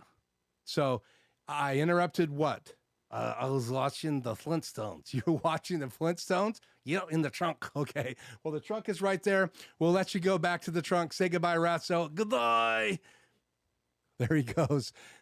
So there's your cameo. Ratso back in the trunk. Yep. He's just an inanimated object. So that is me being influenced by you. And I will need to write a real routine to pull this off for real. And I hope the audio worked and Ratso showed up. You saw a cameo of him on my channel last week. You saw a replay of that. I interrupted it. And you'll have to go back and watch the rest of it in last week's live stream if you didn't see it live. So there you go. For you guys, chat, Ratso was on the air. So Tony, thank you again for the super chat. $10, that's amazing. For Joe from Conjoling, that's another $10. Thank you. That is amazing. I understand. So the tease is over. I ran out to the garage. I grabbed this case. So here I was. You're welcome. I'm glad that was awesome. Joe is having a great time right now celebrating. Joe, I made your day. You must love ventriloquism. And if I was a better ventriloquist, you would love it even more. But I still have a hard time doing his voice, especially when I'm fighting the end of a cold. But hey, man, I'm a performer by nature. So you guys provoked me. Wow. And then again, what you need to stop doing super chats right now. I thank you so much, but you're going to be broke and then you're going to not want to come anymore. So, but thank you so much. That says you and the rat made my night. So, I can't promise you I'm going to go to Ratso and meet Sally at Starbucks. I don't want to know anything about Sally. She must be yeah, that's all I need is little Ratsos running around, juniors and juniorettes. Thank you. I am, I guess, the man. You're welcome. That is so much fun. So, okay, I got to finish tonight's live stream because I made some promises that I need to keep to everyone. So I think I got all of these chats on the air. And just in case I didn't get this up there, there you go. $4.99. You made my night. And yeah, I'm going to need a stiff drink, even though I do not consume alcoholic beverages except for in cough syrup. I guess there's some alcohol in it. And there's a million reasons why. All of them have to do with me and my inability to do anything halfway. Let's just say that. So I will have some of my favorite drink is inside of here, which I heard Joe gave me a shout out in his live stream. The ice drink. Ice is icy cold and then hot drink in the cup. And so thank you for that shout out in your live stream, Joe. I appreciate that. So, okay, let's finish up. So I have the DJI gimbal. I have my phone case. My phone is now dead. But again, this needs Bluetooth on to balance. So I got these counterweights and I'm just going to show you guys tonight. It'll be in my video actually using them, but I have a case of counterweights here off the air. So here's the little case of counterweights. I think they're like 12 bucks or 14 bucks on Amazon. Let me know if you guys want the link to these. And I have the CP filter. So I'm going to pull it out of the case. And the way it comes out of the case is with a cover on it so you don't touch the lens side. And I shared this last week. On the Light Chaser case, you have these notches, and this has notches on the back of it, and it just slides on here and then down. So there's a bigger slot at the top, and it's really hard to see where it's going to go in.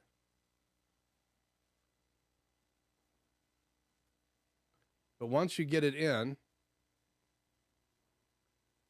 it's so dark. I should have got a colored case so I could see things. Okay, so I've got it on, and then you pull it down, and it snaps into place, and then you pull this cover off.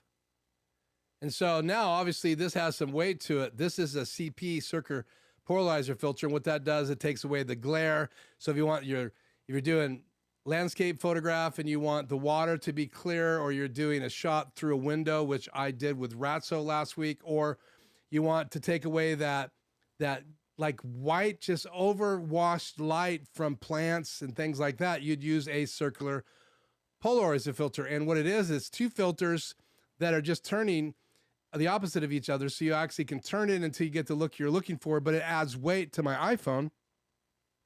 And then you take that iPhone, right? And a lot of people will use their gimbals without a case on. Well, I need to use the case.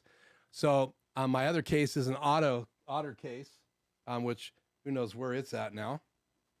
But I had it in here last week. And so you take the gimbal out. So I'll pull the gimbal out and it folds up, which is great.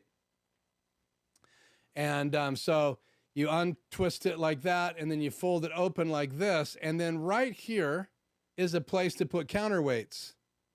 So you would pull one of these weights out, and I haven't even tried it yet, and you'd screw it in right here. And they can also all be screwed into each other. So I can take weight number 2, the smaller one, screw it in the back of that weight. Weight number 3, because there's 3 weights in the kit, and screw it in. And then tighten them down. So now I have a counterweight. So then you can set this down, and I can put the base on it if I want to here, and then open up the base. And then again, I have no desk space left in my studio. Then you could take out one of two connectors. This is what comes with the kit, and this is a spring-loaded clamp, and it clamps magnetically onto the gimbal. And I also have this one, which is a light, so I can use it, and it has a light, and I can go between different color modes by pushing the button on the side. So right now it's actually more yellow light, right? Or I can go to daylight light, and there's different brightness settings as well. So I could use that. And this itself provides a counterweight. It doesn't really add any weight because it's balanced, but what does add weight is the polarizer filter. So if I take this out now, it tells me which direction to put this. So this little tag right here goes towards the camera. So I'm going to put this on here.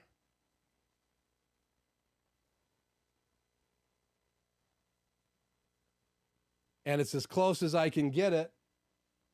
Then if I take the gimbal, there's actually a notch on this, and there's also a notch on the gimbal magnet right here. So I line up the two notches, and it's going to snap into place because of the magnet. And so now I don't have any battery left. Now I have a counterweight. So I don't know how many of those I'm going to need, but now I can use my gimbal. And I think it was Freddie last week that asked me if you could use it with the Light Chaser case and the Polar Pro filters. And yes, you can, because you can buy these counterweights. So now I have a set of counterweights. And so I will test this out. It'll be in my video this week, and you guys will be able to see me actually put everything together, talking about using your iPhone with Filmic Pro with the new DJI OSMO5. And we'll talk about the counterweight system that's available to purchase with the new DJI Osmo. Same counterweights work with the 4, I think, Tony, you have. And so, again, those counterweights come in a nice little case. I've already detached them, and they're all screwed together. So I will now take them out. They just go right back in this case. And so I pull those apart. Again, they just thread into each other, and they're different sizes, and they pop right back in the case. And then this case, right, is going to go inside my DJI Osmo 5 case. So snaps in like that. It tells you the sizes. So now this is going to go right in the pocket. I can also put my my circular polarizer filter and the other filters in here if I wanted to, but then the case gets pretty full. So again, all of this stuff goes back in the case. Unscrew the feet. Fold this back down again. Again, it just folds like that and then twists to go in the case. And once you twist it, fits just like that inside the case. And then you have the light. So this case came with a spot for the extra light. This did not come with it. I had to purchase this extra. But it does come with this spring-loaded mount. So that goes in here. And then hopefully I'm not scratching my circular polarizer filter because I'm working way too fast. That comes back off, snaps off. Now I just have the case, which is what I use. And I also have this attached to it. I definitely put that around my wrist when I'm using it. And now that I have the cover back on, I just stick it back down in the polar filter case and then close it. And again, I have two other filters. I have an ND, I think 3 and 4, and I have a 5 and 6. So that's good enough to go out in the really bright daylight. Usually I'm perfectly fine. So then again, all of this closes up. And as long as I don't have those in the way of this, those weights in the middle conflicting with this, then it closes right up. It zips up, And then I also have a shoulder strap for this case, and this was ordered extra on Amazon as well. So again, this is my mobile kit with my wireless mic kit. The idea is for me to be able to take my Mobi stands, my light stands, and this. And when I travel, I can do 4K, 60 frames per second using Filmic Pro. I can even shoot RAW in Filmic Pro now, have a wireless microphone system, even with a dead cat outdoors, because the DJI wireless mic has 2 dead cats that come with it. And again, I'm going to do a review on this, do a review on the gimbal and the light chaser case. Those are I'm shooting tomorrow. And part of it will be B-roll and part of it will be A-roll right here in the studio. So that wraps up 1, 2, 3 topics tonight. All the monitors, again, my MSI, my iCan. Oh, I want to do this real quick. So let me change right here to that. Let's do this real quickly. So this is my BenQ monitor. I mean, my BM5 PortKeys monitor. And this has this Bluetooth adapter on it. And with the Bluetooth adapter, you can actually control, so that's this monitor right here. With the Bluetooth adapter, you have 2 types of antennas. Here's my case for my PortKeys BM5. And it comes with the adapters, a glass screen, a little Allen wrench, and I can pull out all the attachments here. Here's the bigger antenna. So you have the little one in here as well. And for longer distance throws, you can then use, I also have a small rig, mini HDMI to full-size HDMI, which is what I need. And then inside here, it comes with a thumb drive for the updates. Looks like I have misplaced my small antenna. So I will have to do some looking for that because I don't see it. That's no good.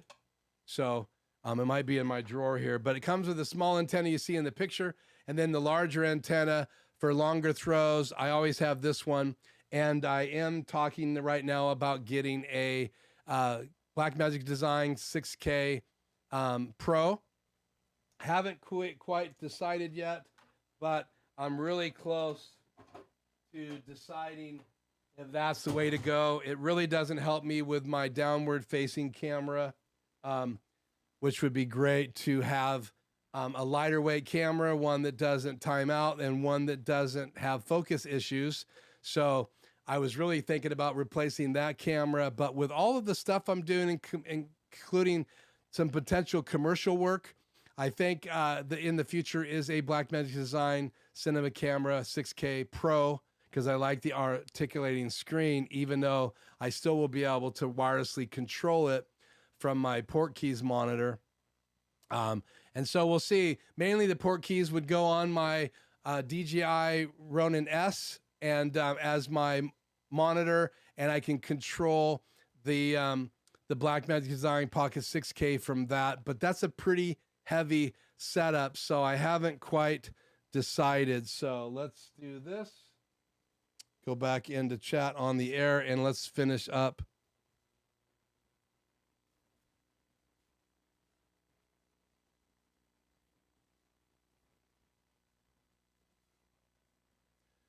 Kevin, thank you so much for the super chat. I really, really, really appreciate it.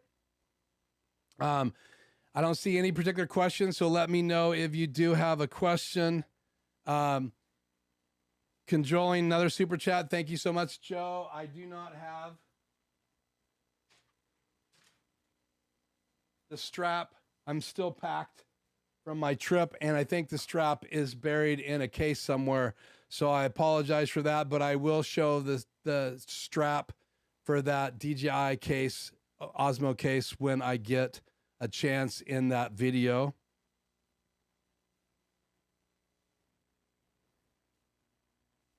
And another super chat from Kevin. Thank you so much. You guys are amazing. Thank you so much for the super chats. I'm going to go on a small vacation Nice, Kevin. Let's get them super chats flowing. Again, even Joe is saying thank you to you, Kevin. So again, I thank you so much for those super chats, the $5 as well as the $2 right there. And yes, you are more than able to do a super chat again. Laugh out loud. You're on a roll. And TVJ is back. Thank you so much, TVJ, for being back. That is true. Joe, it is that brand. And no, I do not have a replica lightsaber, though I came really close to buying one when I was at Disneyland for my wife's vacation. And I talked to people that bought them. I should have bought a lightsaber, but I did not. They're really cool, though. You can go inside and build it, pick whatever color, and then they have different gems that you can purchase. I was there with a guy from the Orient and spoke English, and he bought every single color that they had available to change his lightsaber, because you can actually embed this little chip and it changes the color of the lightsaber.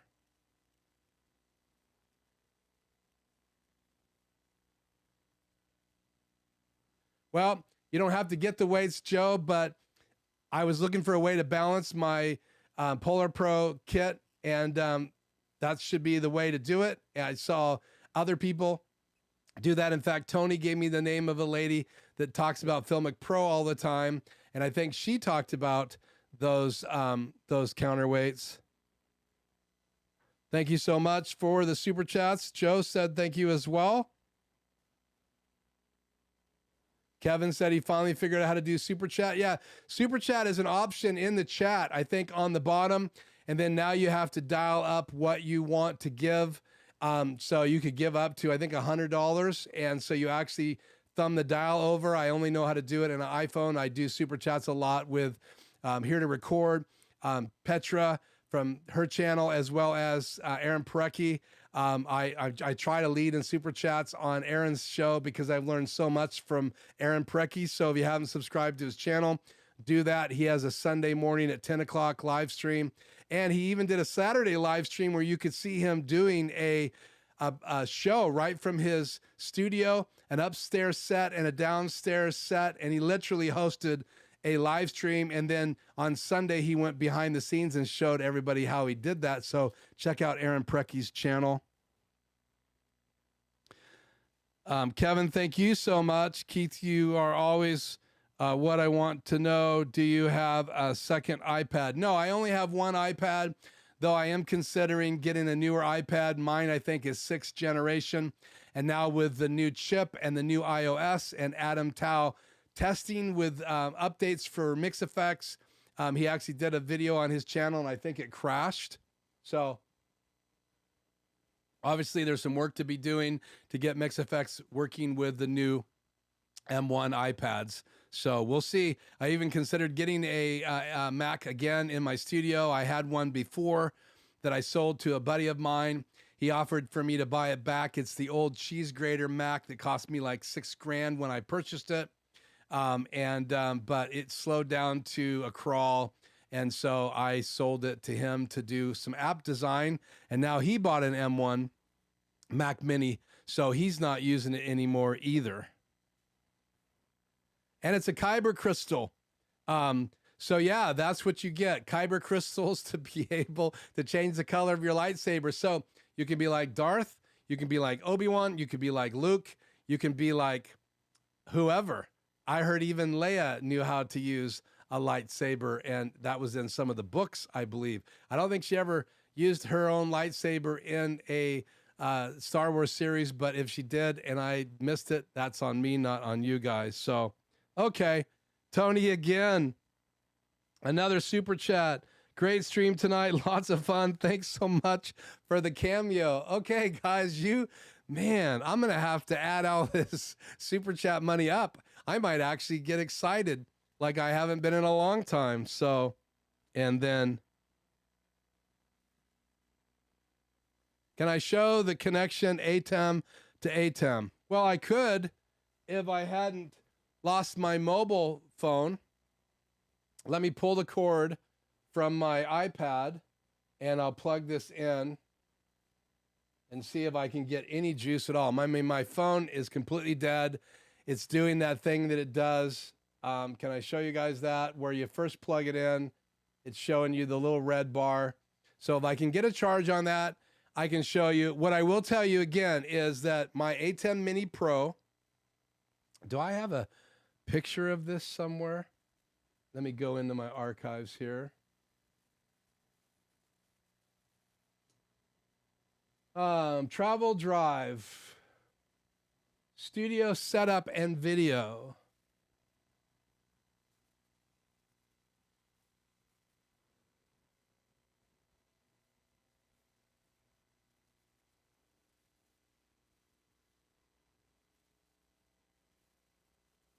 I did a stream on this a while back.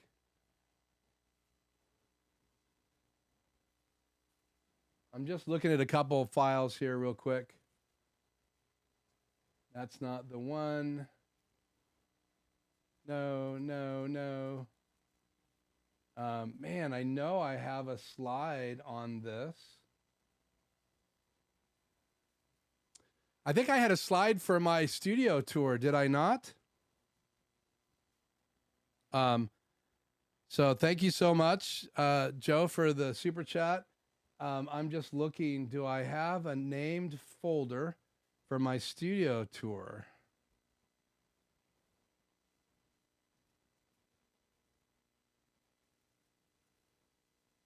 Huh. I think I'm only using dates. Studio tour, though. There's the folder. Intro.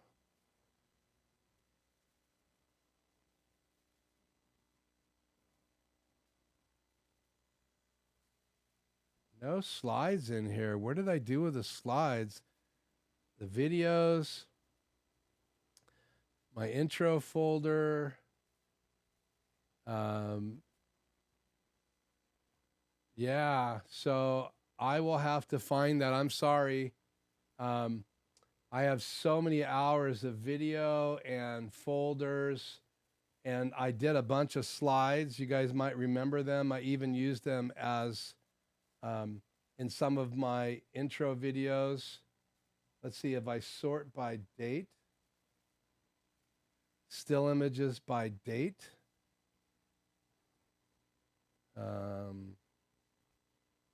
4/6/2022.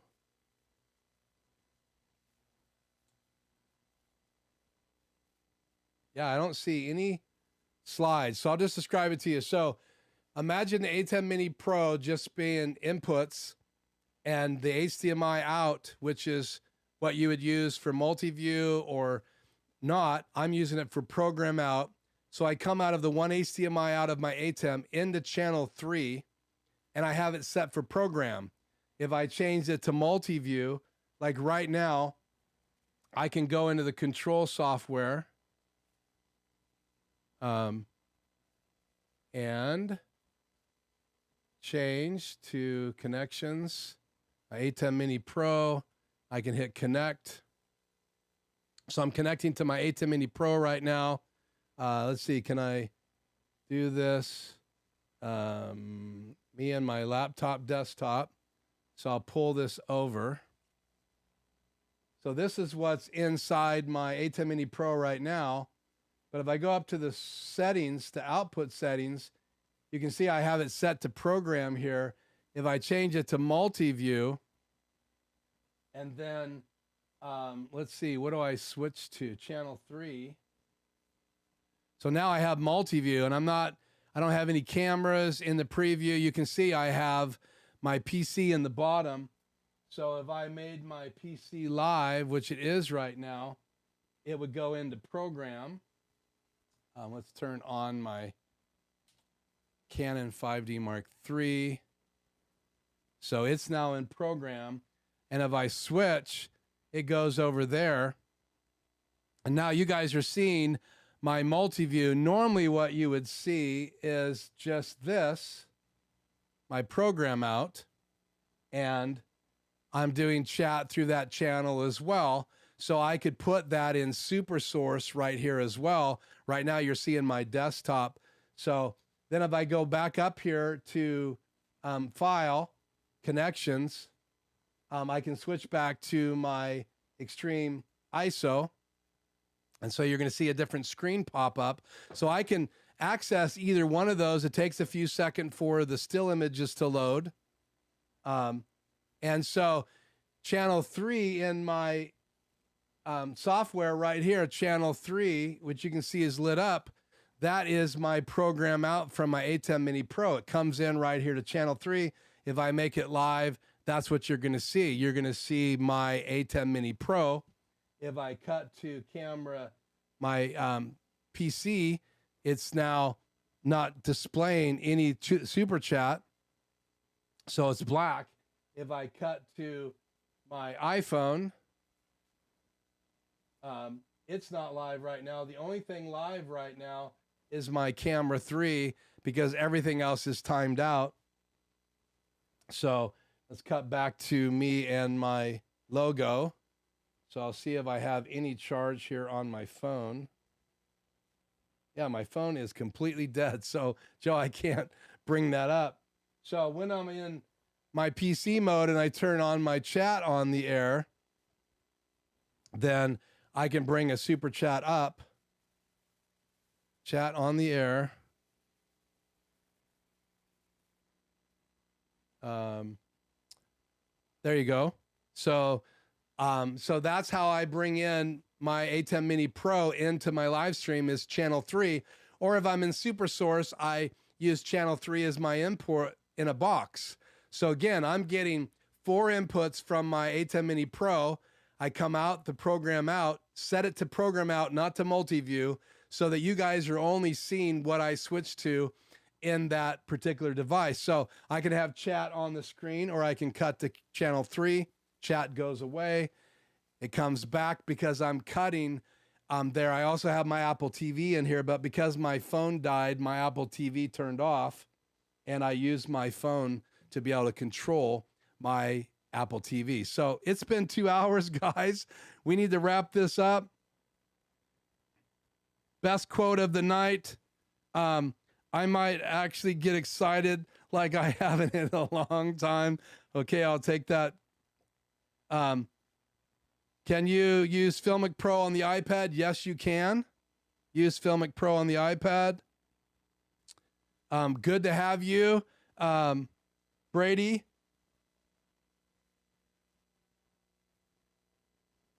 Great. So I let you know, Brady, that I actually do a free 1-hour consult.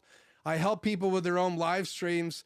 So if you'd like to take advantage of a 1-hour free consult, maybe just pick my brain. I'd love to hear what you're doing. I'm very passionate about people starting their own live streaming channels.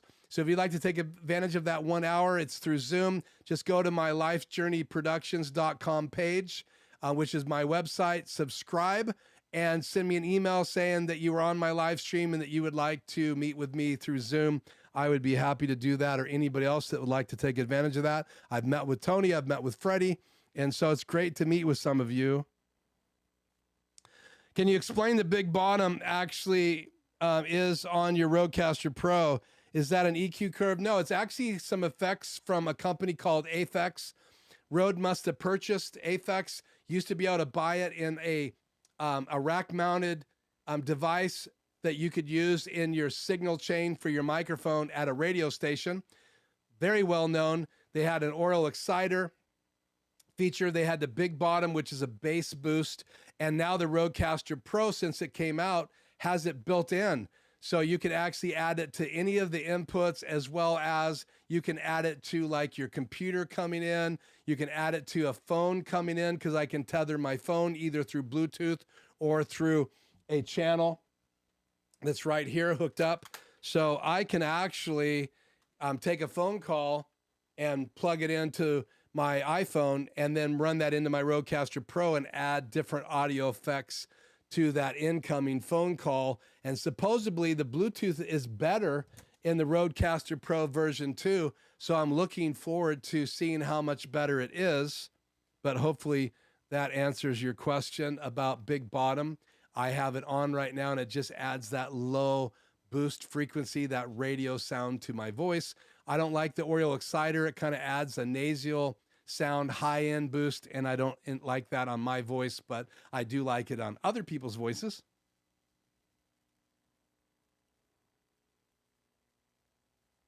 How do I like the new shuttle? I love it. I'm using it more and more. I have it hooked up tonight just because I wanted it live. So I can cut to it in my channel 2 of my ATEM. So that's my shuttle right now. So if I was to hit play on my shuttle, let's see here, menu, not working right now. Oh, I'm fade to black. How do I get in fade to black? Try that again. And hit play.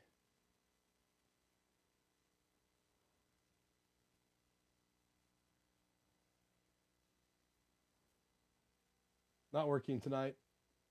I didn't test it before we went live, but basically I have it coming into my ATEM Mini and channel number 2. I have my streaming bridge coming into a switch, and I also have my ATEM, my HyperDeck Shuttle.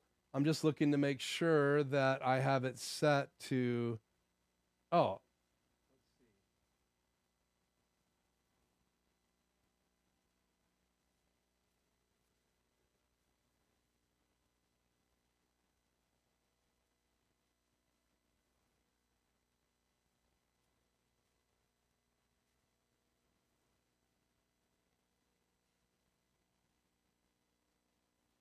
yeah, I think it's on the screen right now, but I'm not sure why it's not playing. So it's locked up. So I'll have to relaunch it. So, but I do like it. I'm using it more and more. I do want to integrate it into my monitor so I can have my HyperDeck Mini or my HyperDeck HD Plus, as well as my HyperDeck Shuttle, all show up in my BenQ monitor. That's just because it doesn't have a little screen. And so right now it comes in my multi-view in my ATEM Mini Pro channel 3, but I want it a bigger version of it so I can cue it. I love the playback feature. I love the teleprompter feature. So in reality, I'm a big fan of it. I wish it did record 4K, but it does not. So I think they'll come out with a 4K version pretty soon. So speaking of big bottom, did the new Rodecaster Pro arrive? Nope, not yet. I think I reached out to the dev store and asked them that question in email yesterday. I haven't seen a response, but it was supposed to ship somewhere around the mid to late June. So hopefully I will see it pretty soon. Thanks, Freddie, for showing up and being with us tonight. Really great to see you. Grady, thank you for the super chat. No question, but again, if you'd like to have a free 1-hour consult, and then I actually have a monthly program. It's really inexpensive. What I do is I have a 3-hour-a-month program where I meet with clients as a consultant right here from the studio. If I'm going to do live consulting on location, that's a different thing. But I really wanted to help live streamers predominantly. So again, I would love to meet with you through Zoom and share with you how that works. Thank you so much for the super chat. And thank you for joining us tonight, subscribing to the channel. And if you haven't subscribed and you're listening tonight, you can be a part of the chat after 5 minutes. I do have subscriber only on, hard enough for me to maintain the chat that I have. But man, we must have had 1 million super chats tonight. So it's like 85 degrees in here. When I normally go to my post show, I run the fan for 3 or 4 minutes. But tonight we've had 2 hours of no fan, all the lights on, all the gear on, and it is probably 85 degrees in here. And I need to cool off. But thank you guys so much for joining me. I think I'm going to roll the outro, say thanks for joining me. Thanks for all the question. I'll try to catch up on the strap next week. Ratso made a cameo, so we'll see if he shows up in the post show next week. Lots of fun having you guys on with me. It's great to see many of you guys that are here every week. Great to see some new people on the chat tonight and some people that I haven't seen for a while. Thank you for all of you guys who did super chats, the great questions. and to cover the monitors in the studio, so maybe you can decide if a BenQ monitor is for you. I wanted to close with this. I am really going to get ready to replace my BenQ monitor. I would like to have a 11-inch monitor for being able to use my teleprompter. So we'll see if you have an idea for the perfect larger monitor. I think I can only fit like a 10 or 11-inch monitor right there. And I would like it to be 4K if possible, but 1080p would work as well. So let me know if you have a favorite monitor that size. I would love to hear about it in the chat or in the comments later. But guys, thank you so much for being with me tonight. I appreciate it. And I'm just looking here at the chat before we go.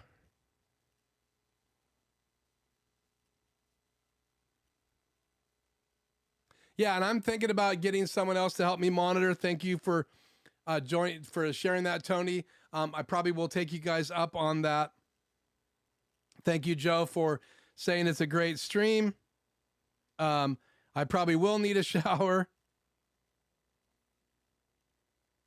And cool. I'm looking forward to meeting you. I guess it's G Brady Media. So I'll check out your channel tonight. Let me take a quick snapshot of that. My phone fired up so I can remember what your icon looks like when I'm resting tonight. So thank you so much for joining us and being a part of the chat and also providing the super chat tonight. Kevin, it's great again to see you. I think, Kevin, you've been coming since the very beginning of me live streaming, so I appreciate that, like with Tony and Joe and Hank and Freddie. So many of you guys are here every week. I think I saw even DJ Ware here earlier tonight. Did I see that? I'm going back through here. If he was on with me tonight, I don't remember. I'm just looking back. Yeah, DJ Ware was here. So again, check out his channel, Tony's channel, Quick Tech Solutions. Check out Adam Tao's channel. He's been a friend of the channel for months now and always answers my questions. He's the author of Mix Effect, getting it ready for the M1 chip now. Conjoling Technologies. Again, Joe has a channel. Great videos on there this week. Stop and Think. Hank was here tonight. Thank you so much for being with me. Freddie got in here late. Doug from Force Online. So again, I don't know if I even said hi to you earlier. I apologize, but actually, Tony, I know for sure said hi. I'm looking at it right now. And again, TVJ, thank you for being here tonight. Again, I think David was on me with this earlier. He might be gone. He's from Australia. He's got a great channel. I watch his videos all the time. He's from Australia. And just some great, great, great friends here to the channel. If I missed you, I apologize. But thank you so much. Tony says, take care. Kevin says, welcome, Brady. Have a great night. You too, Freddie. You're welcome. And might be the longest straight stream I've seen. You do. Yeah, it probably has been, but you guys were motivating that. So Ratso says good night. I say good night. On behalf of Life Journey Productions, this is Keith Bennett. Check out those videos that are going to release hopefully by this time next week. And here on the channel is uploads, and we'll have to do some more behind the scenes stuff here on the channel to tell you a little bit more about what goes on in the studio. So I'm Keith. This is Life Journey Production Studios. I will see you guys in the next video.